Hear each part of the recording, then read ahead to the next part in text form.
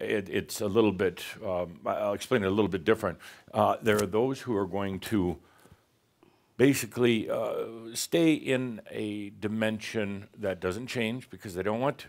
And they continue to have governments because they need it, that continue to really make no progress at all. And their worlds are gray and filled with a lot of hate and other things like that. And that will continue. And there will become not just this whole concept of New Earth that we've talked about before in Pronos last year, but there will become numerous layers and levels of existence. They're there, it's just difficult to acknowledge them or recognize them right now. There will become more, there'll be more clarity about them. So you can, I would say the life on this planet is going to get very layered, very layered. Right now it's very singular. You know, everybody's in the same big cesspool together. And there's variances, some are in deeper, some are on the surface, some have it a little better. Now you're gonna see that things really start shifting into multi-dimensional reality in a way that was difficult to imagine before. Yeah. My take on it for this year, on a practical level. Last year we saw the masculine, feminine, the roles of Isis and Adam really start to change. Really, and it came out with a lot of these accusations and a lot of, what is this movement called now? Me Too. Me Too, a lot of the Me Too movement. And coming out from the shame, that was, to me, so pinnacle, so important for women, the feminine energy, even if you're a man, to come out from the shame of living as a human, the shame of things that others inflicted on you. Take that, Shambhala, take that into your life.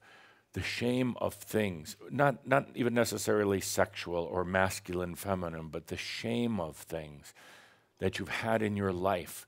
And now being bold and courageous enough to come out and say, no more, no more. We're not going to tolerate that any longer. Going beyond the shame and the guilt. Those things, shame and guilt, are perhaps the biggest inhibitors of energy of anything. They really hold you back. They suppress you. They are demons that hold you down, that make you feel guilty and not good about yourself. So this last year, 2017, was finally letting that come out, saying no more. And no more of that masculine oppression and abuse, and we're just not going to take it. And we're going to be willing to come out and say, yes, I was abused.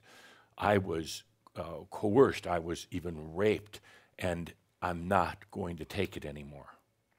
That was a tremendous breakthrough. Now, I don't want to say it was just because this last year we were really in the depths of the Adam energy and the Isis energy, and really exploring that, and the what I consider a very accurate story of the masculine and the feminine. And if you have not had the opportunity to listen to The Wound of Adam, it explains it so clearly what's really, really going on, and not with blame, and not with a victim consciousness, but saying, here's what's happening. So for 2018, my feeling, and it's not a prediction, I just feel into energy movements, high probability energy movements. The next thing that's going to blow apart are churches. Not all of them, but a lot of them. And there's going to be the same type of revelation that comes forward, financial mismanagement, more of the sexual abuse that has come out in the news.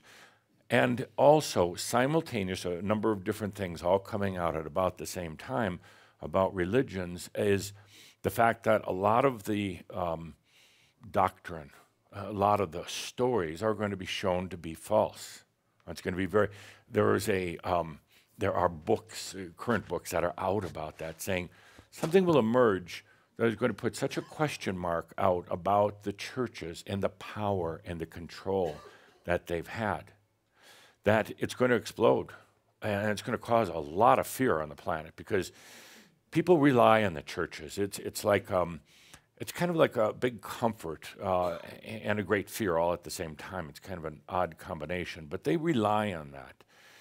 And you realize the whole concept of God is really quite new, really about 5,000 years old, the single God. The Atlanteans, you had very little, if any, consciousness of a God. I know it's kind of hard to imagine. And a lot of times when the New Agers get together and they go back to Atlantis and Lemuria and indigenous tribes and think that there was tremendous wisdom back there, not really. It was different. And there was a different, you could say, honoring or basis for beliefs. But there was really very little consciousness of God back then. It wasn't until about 5,000 years ago that kind of swept across the world. And that's going to change now. To extrapolate, to go one step further, not only is the whole dynamic of the power-based masculine church going to change this year with things that come out, but the whole understanding of spirit or God is going to change. And that's going to be difficult on some people. They are so ingrained in the ways of the church, and they have been for lifetimes. And remember, you came from that also. And the sins and Jesus, and the whole story of Jesus is so inaccurate. So the whole concept of God is changing, and it's like a ripple effect that's going to go through everything. So that's my prediction for this year. You're going to see a lot of activity on a church level. It's time for that consciousness to shift, but it's going to be much harder to shift that than it is, even currently, the whole energies of Isis and Adam. The whole consciousness of religion is so deep within people, and it goes across ancestral lines, past life lines. It's ingrained. Once again, take a look at the dynamics of a church. Not all churches, but many of them. Power-based, masculine, financial motivations, and suppression through sin. And it's not going to work anymore. It's just not going to work. Well, I'm going to rephrase that. For those who insist on it, they're going to be at a different level, a different layer of reality. We're going to see a split, a change in the different layers of reality. Remember what we talked about in Pronost, two earths. They're not coming back together. It would almost be sad if they did, because it contained everything into linear single. So what we're seeing is now an opening up of many different realities. Some of you were saddened when I said New Earth and Old Earth are not going to come together. But look at what this really means, the potential for different layers of reality. When one incarnates into their next lifetime, it's not just going back to Earth. It's which Earth do you want to come back to? Which Earth do you want to come back to? The one that is basically guided by old religions, or an Earth that's basically has the energies of crime and suffering? Or do you want to go to an Earth that has now the energies of expansion and wisdom?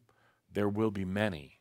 And they're not, don't think in terms of outer space. They all exist right here. They're all within what you would call the now moment. They all exist right here, and they're all true, and they're all real. Most people will never see that other Earth. In other words, if you choose to come back to the Earth where religion and governments and money dominate everything, where there is power, where there is still masculine control, you're not going to be aware of the other Earths. That abundance isn't even a question anymore. And biology isn't one of the main fears that you have.